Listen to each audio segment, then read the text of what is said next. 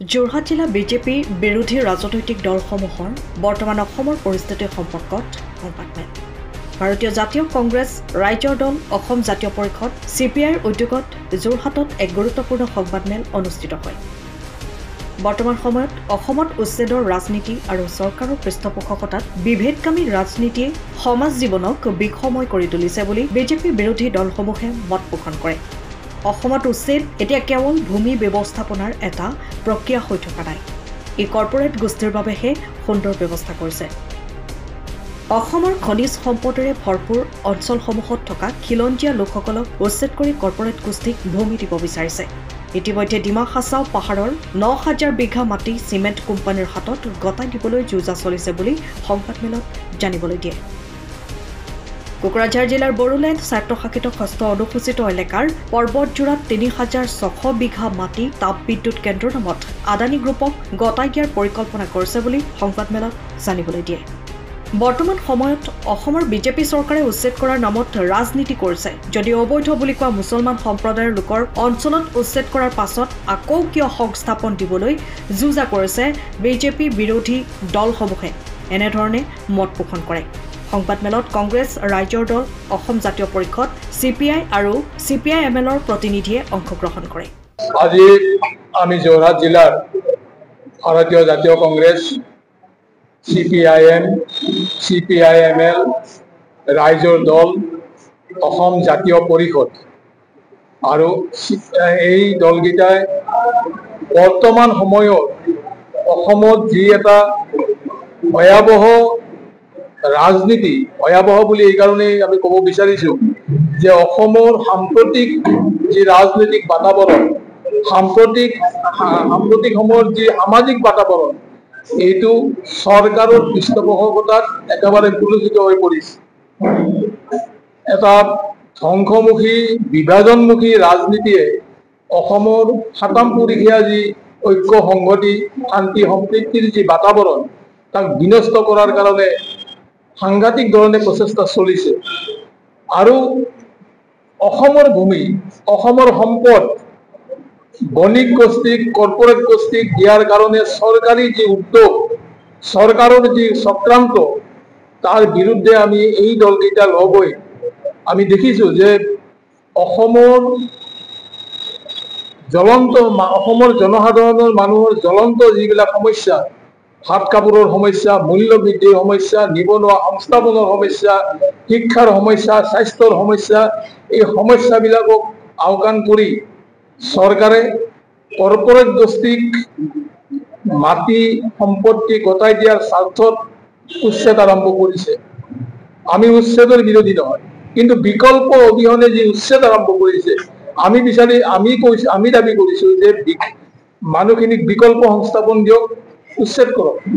কিন্তু বিকল্প অবিহনে উচ্ছেদ কৰিছে কৰ্পৰেট গোষ্ঠীক সম্পদ গতাই দিয়াৰ স্বাৰ্থত, আৰু তাকে এটা বিভাজনমুখী ৰাজনীতিৰে, সাম্প্ৰদায়িক ৰাজনীতিৰ চলা পিন্ধাই মানুহক বিভ্ৰান্ত কৰাৰ চেষ্টা কৰিছে, অসমৰ জনসাধাৰণক বিভ্ৰান্ত কৰাৰ চেষ্টা কৰিছে।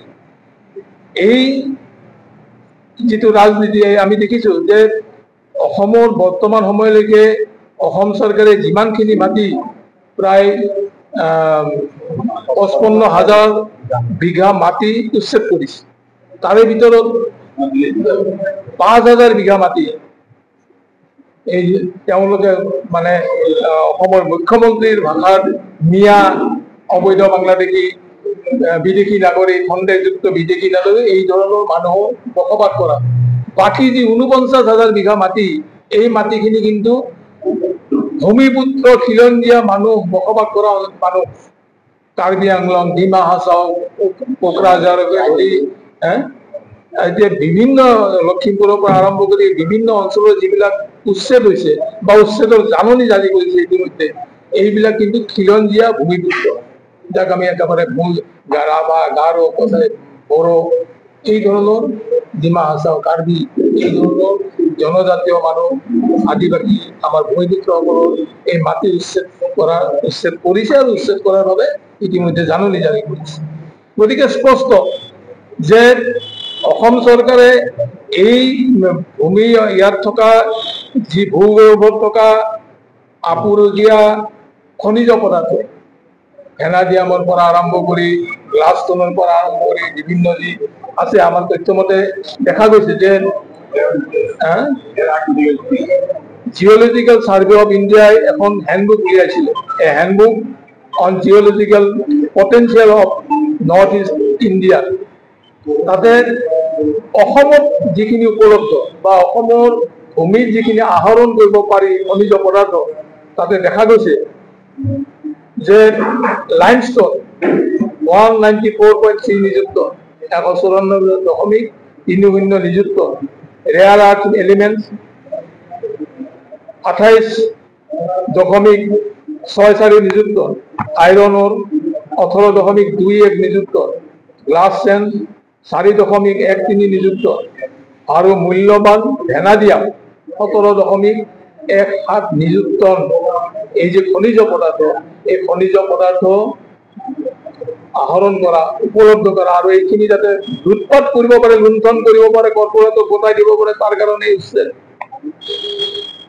গতিকে আমি অন্যহাতে আমি লক্ষ্য কৰিছো এফালে উচ্ছেদৰ ৰাজনীতিক ধৰ্মীয় বা বিভাজনবাদী এটা ধৰ্মীয় মেৰুকৰণ কৰাৰ চেষ্টা কৰিছে অন্যহাতে যোৱা সময়ছোৱাত চৰকাৰৰ যি দুৰ্নীতি ভ্ৰষ্টাচাৰ গৰু চুৰৰ দৰে ঘটনাত জড়িত অসমৰ বৰ্তমানৰ মন্ত্ৰী বিধায়ক তেওঁলোকৰ নাম সাঙুৰ খাই পৰিছে গৰু চুৰিৰ দৰে ঘটনা তেওঁলোকৰ সম্পত্তি একেবাৰে য'তে মাটি দেখিছে ঘৈণীয়েকৰ নামত মাটি গতাই গতাই সাংঘাতিক ধৰণে মাটি সম্পত্তি এই যে কেলেংকাৰী দুৰ্নীতি চাপা দিবলৈ 2024 চনৰ যি নিৰ্বাচন লোকসভা নিৰ্বাচন আছিল এই নিৰ্বাচনত যোৰহাট নগাঁও ধুবুৰী আদি অঞ্চলত তেওঁলোকৰ পৰাজয় হৈছে আৰু আমি সকলোৱে দেখিছো আমি সকলোৱে জানো যে যোৰহাটত বিজেপি চৰকাৰৰ মুধা ফুটা নেতাবিলাক ইয়াতে 1.5 মাহ 2 মাহলৈকে আজ থাকি এই নিৰ্বাচন পৰিচালনা কৰিছে আৰু এই নিৰ্বাচনত এই যোৰহাট ধুবুৰী নগাঁও ইত্যাদি যি পৰাজয় উন্নয়নমূলক কাম চৰকাৰৰ একো নাই এই সময়ছোৱাত চৰকাৰে কোনো উন্নয়নমূলক কাম কৰা নাই কেইখনমান ফ্লাইঅভাৰ বনাত বাহিৰে কোনো উন্নয়নমূলক নাই শিক্ষাৰ ক্ষেত্ৰত অধপতিত গতিকে মানুহ বিক্ষুব্ধ আৰু বিজেপি দল এতিয়া শংকিত হৈ এই এটা একেবাৰে সমাজখন ধ্বংস কৰাৰ ৰাজনীতি অসমীয়া সমাজখনক ধ্বংস কৰাৰ ৰাজনীতি এটা জাপি দিবলৈ তেওঁলোকে অহৰহ প্ৰচেষ্টা চলিছে সিদিনা শিৱসাগৰৰ যিটো ঘটনা মুখ্যমন্ত্ৰীৰ পৃষ্ঠপোষকতাত সেই ঘটনা হৈছে মুখ্যমন্ত্ৰী নিজ তাক প্ৰকাশ কৰিছে গতিকে এই যে অশুভ এটা শক্তি অশুভ এটা চক্ৰান্ত চলিছে তাৰ বিৰুদ্ধে আমি যোৰহাটত এই দলকেইটা ভাৰতীয় জাতীয় কংগ্ৰেছ CPIM CPIML ৰাইজৰ দল অসম জাতীয় পৰিষদ আমি লগ হৈ উপলব্ধি কৰিব পাৰিছো আৰু এই সংক্ৰান্তত অসমৰ যোৰহাটৰ সচেতন নাগৰিকসকলক যাতে একত্ৰিত কৰিব পাৰি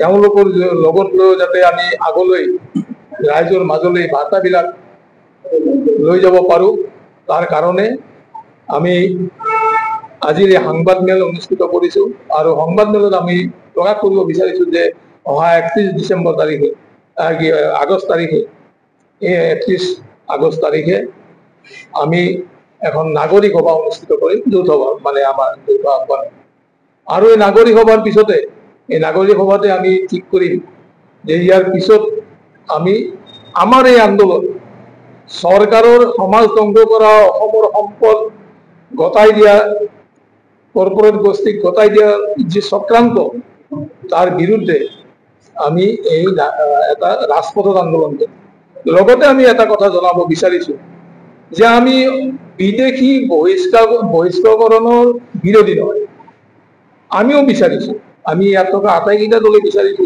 যে অসমৰ পৰা অবৈধ বিদেশী অসমত এটাও থাকিব নালাগে সব বহিষ্কাৰ হ'ব লাগে কিন্তু তাৰ আধাৰ হ'ব লাগিব অসম চুক্তিত যি 1971 চনৰ 24 মাৰ্চৰ পিছত যিখিনি ইয়াত আহিছে তেওঁলোকক বহিষ্কাৰ কৰক চিনাক্ত কৰক বহিষ্কাৰ কৰক তাত আমি সম্পূৰ্ণ একমত কিন্তু সেইটো নকৰি মাত্ৰ নিৰ্বাচনী লাভালাভ শাসনৰ গাড়ীত বহি থকা লাভালাভৰ কাৰণে এটা সাম্প্ৰদায়িক বাতাবৰণ সৃষ্টি কৰি অসমৰ জনজীৱন কলুষিত কৰাৰ যি প্ৰচেষ্টা তাৰ আমি বিৰোধিতা কৰিছো। লগতে আমি এটা কথা জনাব বিচাৰিছো যে আমি বিদেশী বহিষ্কৰণৰ বিৰোধী নহয়। আমিও বিচাৰিছো, আমি ইয়াত থকা আটাইকেইটা দলে বিচাৰিছো যে অসমৰ পৰা অবৈধ বিদেশী অসমত এটাও থাকিব নালাগে, চব বহিষ্কাৰ হ'ব লাগে।